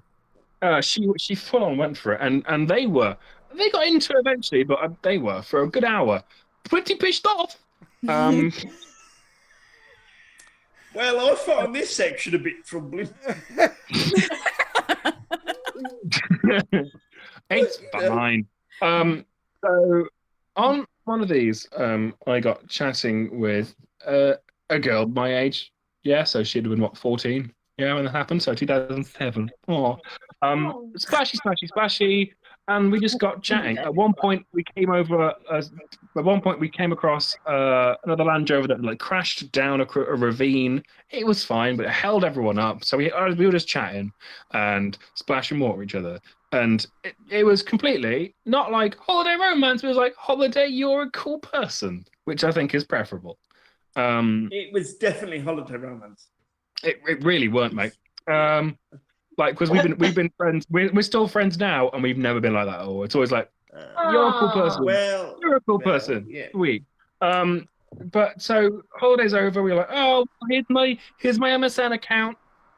No. 2007. That was, because I've got some really awesome emoticons to share with you that I made myself. What were your favourite You were behind the emoticons? times. Facebook was already a thing by 2000. Yeah, but Facebook didn't have any good messages. It was still a bit dodgy. The Facebook Messenger was a bit dodgy still. I mean, why don't you just give him your Bebo and get over it? Yeah, show me your MySpace. I think you'll find we did have each other's Bebo and MySpace. My Bebo was pretty much so my MySpace was pretty much isn't Queen great? And my Bebo was aren't horror movies great? And they're two worlds that rarely cross over. That's a lie. geocities.com/Ginger Adam. Oh my god, yeah. No, my Bebo was .com/index/Adam Ginger 17. My Bebo account. .html. I think my Bebo account was named after my Habbo Hotel character, so that really did right off. Pool's closed.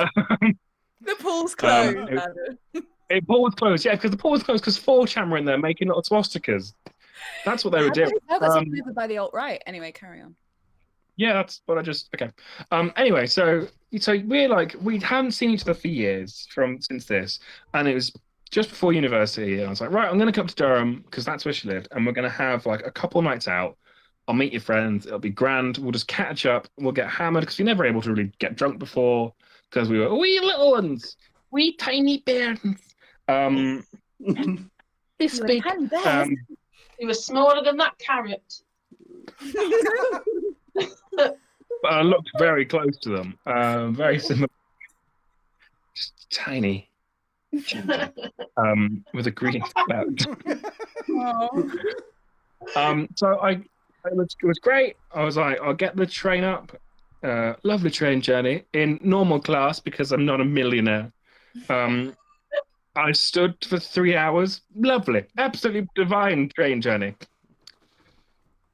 And then, met her on the station, was like, this is so cool, you're a real person, hug, hug, hug, all this nonsense, went back to hers. Then the night happened, and the night out was great. So before we went out, I met her boyfriend, a guy called, I'll name, what name doesn't he have?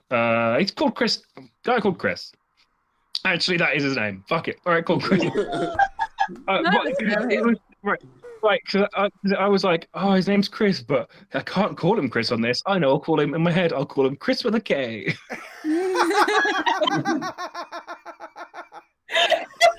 Jeez. They sound the same. Okay. It's been a long day. I used a pseudonym. You didn't. It was Chris with a K. Chris with a K. And the K is ketamine.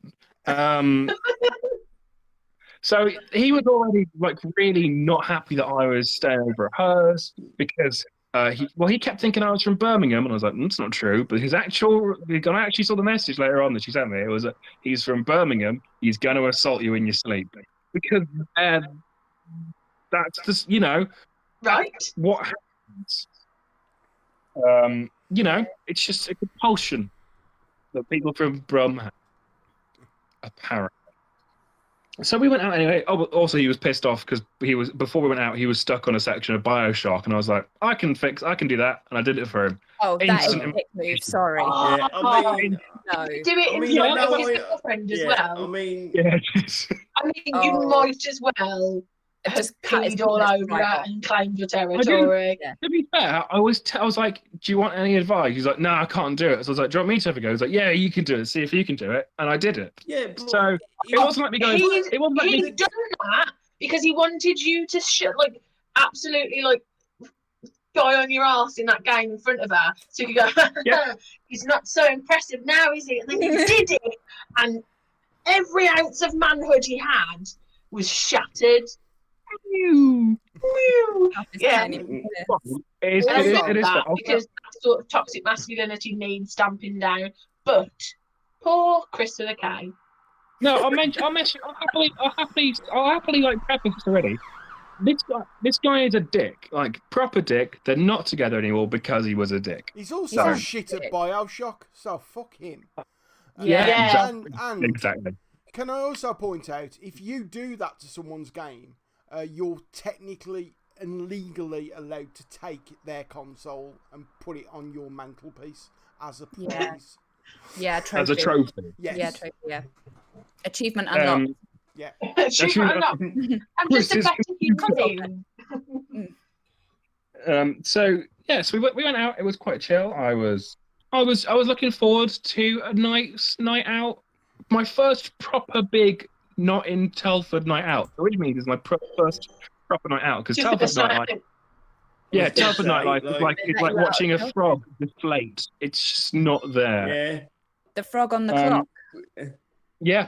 Oh, sad bubble clock. Went out, and what I remember drinking is a lot. She was like, you'll like black Russians. And I was like, sure, whatever. Had about 12. Beautiful night. Chatting to her friends by the river through Durham. Durham's pretty. This is great. To get there, we'd walk through a load of, because she's in a village outside of Durham, a load of fields and over some railway bridges and a fair lick out. And at about like 2 o'clock, her and Chris are like, maybe happen to go at each other. Her friends are like, okay, we should probably all like start walking home because this is clearly collapsing in front of our eyes. Which is, a lovely way to end an evening. I was like, well, that's cool, we'll wander back.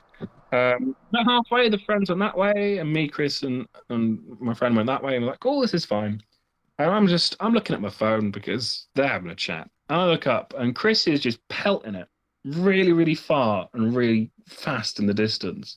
And Helen's just in tears. And I was like, oh,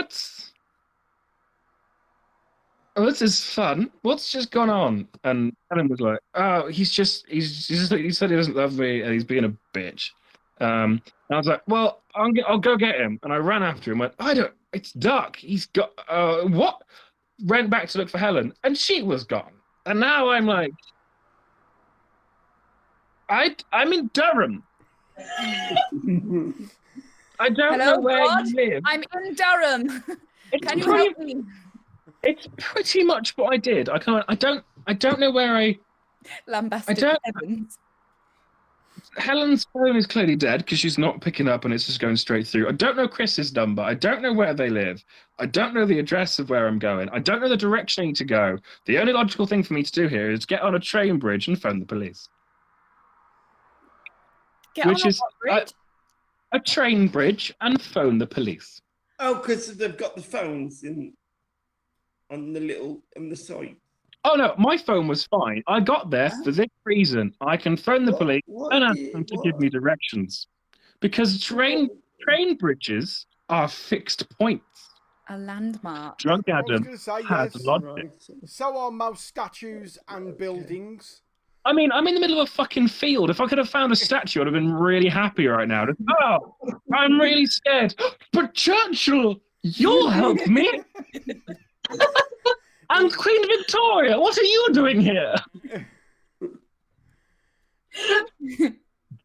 There's a statue of W.G. Grace just leering over, going, I'm not going to help you. Cricket man. Which is what he so said. I found the police. Yeah, I found the police. Okay, we're gonna advise you to walk towards any buildings. I went, well, I'm in a field. He went, there will be buildings eventually. That's what happened. That's what happened. Buildings eventually. Yeah, so I was like, okay. I walked for like 15 minutes and found like, right, I'm on this road. I'm at this number. He's like, right, we're gonna. It's the actual conversation. Right, the person on the other end. It's a surprisingly quiet Friday. We'll come out and get you. Oh no! I was like, in fine. between these two phone calls, they've been in the station going, he's going to phone back in a minute. He's definitely going to phone back in a minute. When he does, what are you going to tell him? So I'm now waiting at the bottom of this street. Did you ring 999 or did you ring like the local? No. I rang. Well, how about the local one? I don't know. Google it. I can get with the It was time. 2007. I had my little like Nokia. 101 in it for non-urgent. It is now. There wasn't one now, but before then you had to call the local station. Yeah, so it was through to 999, and then like I waited there for 20 minutes. I must have looked like the world's Imagine that. Ambulance, police, or fire service? Neither. A to Z. Really lost. Ordinance survey. The ordnance survey, please.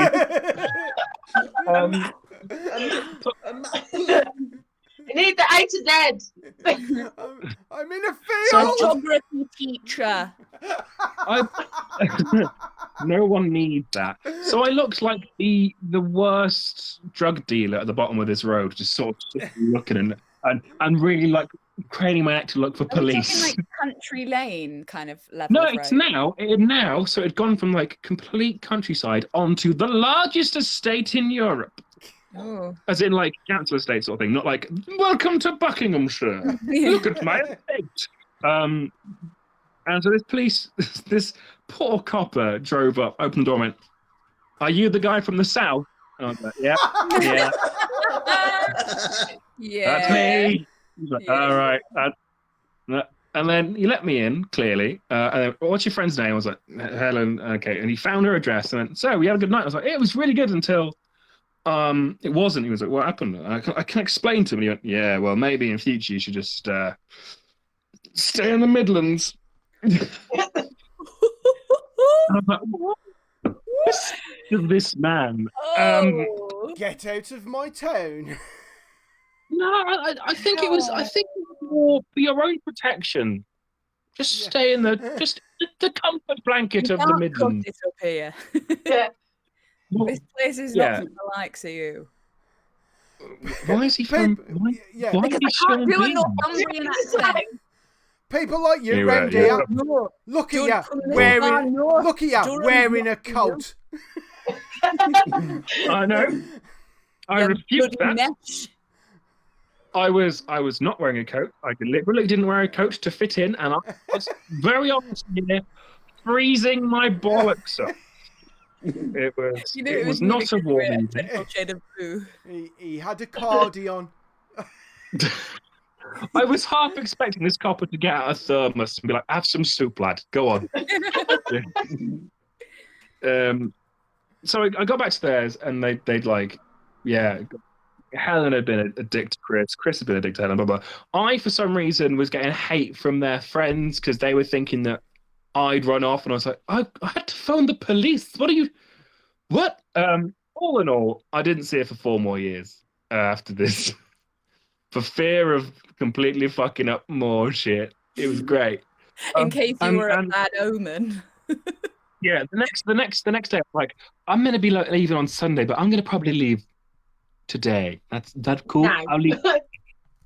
Just because there's clearly a weird vibe. But like I've got what they're all really saying behind your back was, "I'm not letting him anywhere near my copy of BioShock."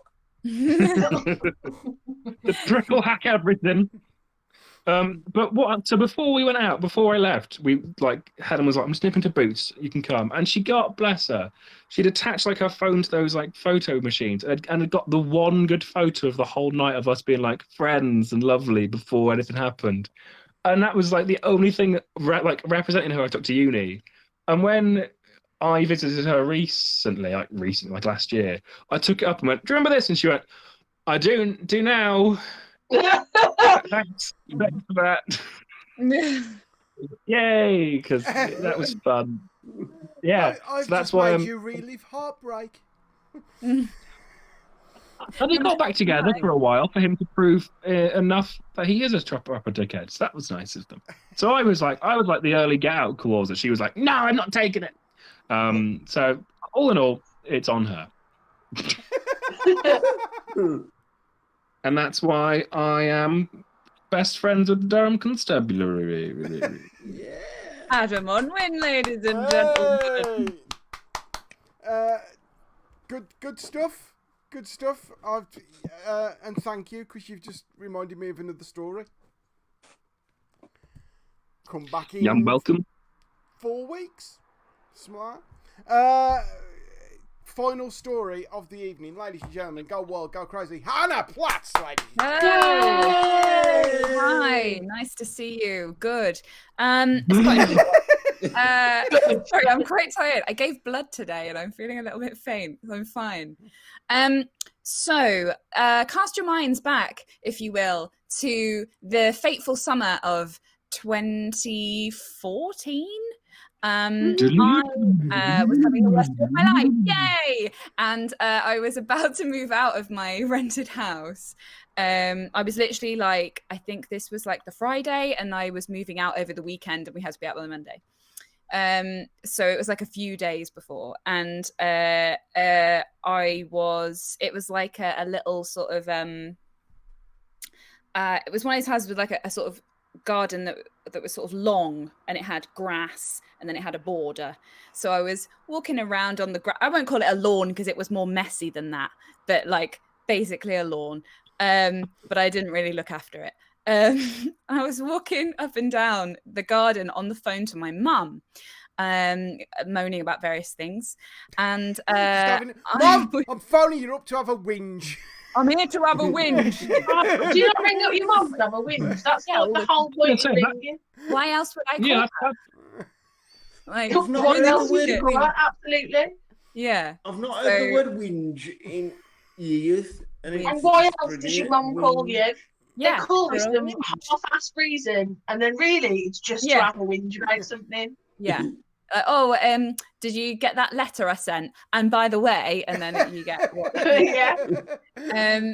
So there was no letter. I want to thank you. So I was on the phone to my mum, and I was walking around, like just walking while you're on the phone around the garden, and I'd been out there. It was June, so it was like summer. So I'd been out in the garden a little bit, and I'd been sat out there the other day, and I was saying to my mum, like, oh yeah, it's really weird. There's this bit in the garden where it's like the grass just kind of goes down, like in a kind of weird sort of. It looks a little bit sunken. It's weird. A divot. I don't know whether it's like a divot. Yeah. I love the word. I was like, I just noticed it the other day when I was Words in the garden, on my and I thought, a divot. I thought maybe it's like a rabbit tunneled under it and it's stuck down a bit, or a mole. I was looking around like, maybe there'll be a mole hill. That'd be exciting. And while I was talking, I was like, look, you have to take the small bits of joy you can. Okay. And I love moles. So I was talking to her. I was like, yeah, it's really weird. It's like this bit of grass, and I had my foot on it, and I was like, yeah, it's weird. It just kind of goes, and then I fell, and the ground basically swallowed me up. It was a sinkhole. So I fell into the hole that the angle that I fell at, because I had my phone like that, so this elbow was out of the hole, so I had to throw my phone in case it went in the hole, and my mum's there like, hello. I had the last thing she heard is you go, ah! I just went, oh my god. I love the fact that you threw away the one thing to get you assistance. Well, because I didn't want it to fall in the hole. Yeah, there's slightly more pressing things at hand here. From the other end of the phone, it sounded like EastEnders. Yeah. Oh my god! Pan is gonna fall down a hole.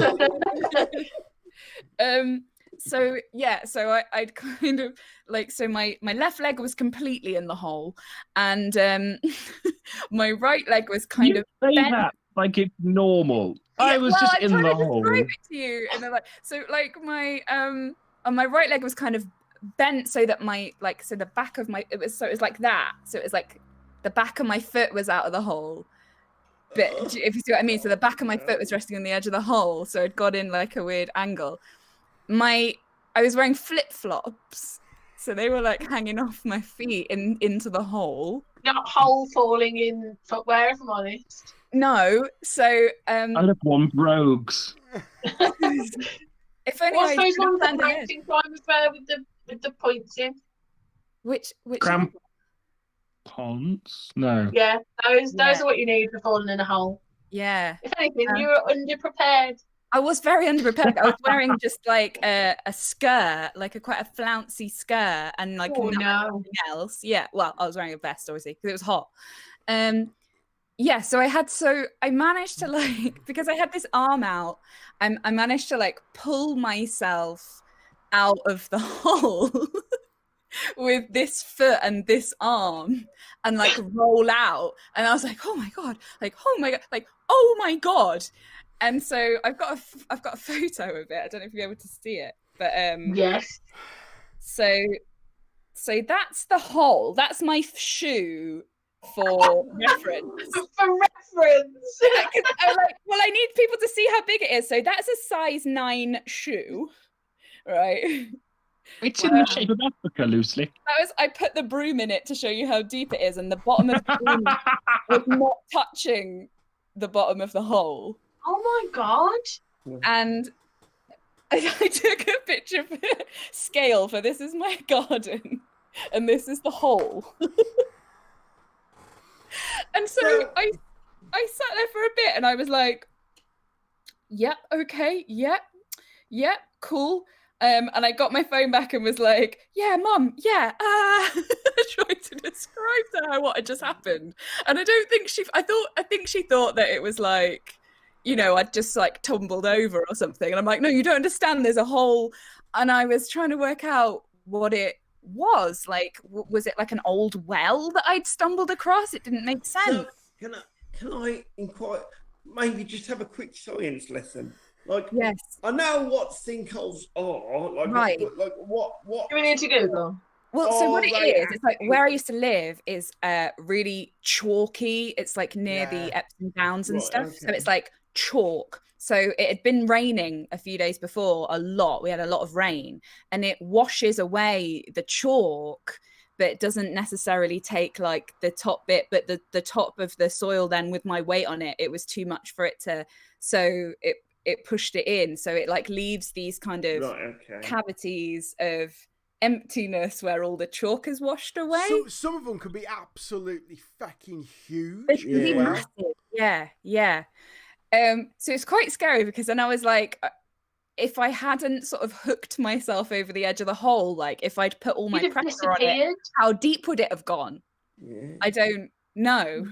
Like, did you not like put a torch down to have a look? Yeah, well, the thing is like so all of the grass and I've got a photo somewhere of like inside the hole. So it was like the soil and the grass that my foot had been on that had gone into the hole was sitting at the bottom about 6 foot down. But I don't know whether that was a solid floor that it was sat on or if that had more weight on it. So if I'd actually put my weight on that, whether that would have gone further or if that was like a solid bottom of the hole.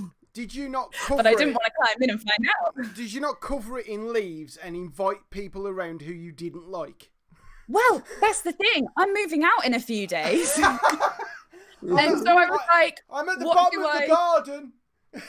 Yeah. I was like, yeah, there's at least one person I would like to have pushed in that hole. But the landlord, so I had to ring the landlord and be like, so the hole appeared in the garden, and he was like, okay, like I'll sort it out. This is going to have an effect on your deposit. Yeah, I'm like, you're gonna charge me for this? The fucking guy charged me for all kinds of shit. And so, but I didn't know what to do because like next door had this cute cat, and I'm like, what if the cat falls in the hole? And so I was out there like, and I was by myself, and I was like, I don't know what to do. Like, so I had this like weird rash on my leg off the grass where it had like fallen through the earth. So I was like, okay, I'll have a shower. Okay, I'm okay. I had a shower and I went out to kind of inspect the hole again. And I was like, what can I do? I need to stop the cat going in there. But the only thing I could find was like, so I got these bin bags, but like I didn't fluff them up. I just had them like flat. And I got some garden canes from the back of the garden and made this like lattice work frame over the top of it. And I put bin bags over that. And then I put more garden canes on top of that to hold the bin bag things down.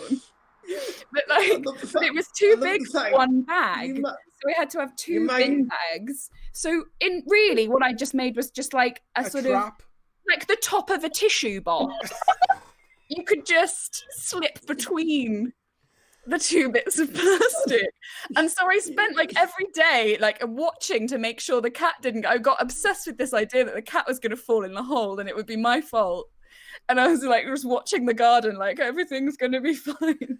Is Hannah okay? He's obsessed with the hole. What? That would have been the least weird thing that happened. Did your landlord start charging you more because you got a bigger garden? He would have done, the prick. But I found out afterwards what he did to address the problem was not report the sinkhole to the council and sort it out. He just filled it with gravel and replaced the turf on top of it and just didn't tell anyone that it was there. So I was like, there could be more. They could be all over the place. The people next door have got kids. Like if I'd been a shorter person, like luckily I'm like nearly 6 foot tall. We'd have never seen you again. Yeah, like if I was a little like person or a kid or like somebody with like a disability or an old person, I would have just fallen in the hole and be like, well, I live here now. She lives in the hole now. Because there was nobody home. I was by myself, so it was like, well, there would have been like no one to help me. Like, yeah. Oh no. I would have just had to wait there until the next door neighbour came back and be like, excuse me, I'm in the hole. I don't wish to intrude, but I'm in the hole. I'm in a hole. I'm not a mole and I live in a hole. I'm not a mole, but I am in this hole. So that is the story of how I fell in a sinkhole. And after that, I for ages, for probably at least a year, if I was standing on earth that had been like dug over or anything, so it was like squishy, I would get this feeling like I was going to fall through it. It was really weird. That's fun. After like about a couple of months after it happened, I went away to find myself. I went to Orkney and I went to like archaeological sites and stuff. And so a lot of the ground has been like dug up recently to like look in it and stuff. So it was all very squishy. And I was like, oh my God, like every step I took, it was like I felt like I was going to fall through the earth. It was really weird. So that's why I don't like lawns. Don't like lawns. And that's why I hate Surrey. That's one reason. I mean, everyone hates Surrey. It is Britain's damage. For that entire period of being on the archaeological site, we just introduced as Hannah. This is Hannah. She fell in the sinkhole. I'd have the picture there ready to be like, look at this. No, it'd be like, this is Hannah. She doesn't like holes. Also, I did see this while I was there. Oh yeah, twat. Oh, Finston. Yeah. Finstone. Hannah Platts, ladies and gentlemen. Yeah. Oh, we got through it. That was something else, wasn't it, tonight? Oh God, I am watching this one back. You know what I mean? Next week we're doing another lock-in. We haven't got a guest. I'm not entirely sure how next week's going to go. Apparently, we're doing a quiz. Yeah. Steph, do you want to get Yes. any more information? Steph. So you four and whoever's on the chat, if they want to join in, we will be doing some alternative quiz rounds, shall we say. I have never been so excited. These are all the rounds that like every week, because of lockdown and because like now even more restrictions, we have kept the Saturday tradition of my mum, my dad, my brother, and some extended family as well, my auntie and uncle, my cousins, and all, like we all get together and we all have a house party quiz night. We are running out of general knowledge. I know all of the general knowledge, like, but I know, like whatever you want to ask me, I know it. Like that's it. Like, but so to be a little bit more creative, I have started to find some questionable rounds, shall we say, and some have gone down quite well. Some have made my auntie blush, and I like those rounds more than most. Those are the ones we're going to be doing next week. Those are the ones we're doing, yes. Name the famous ass.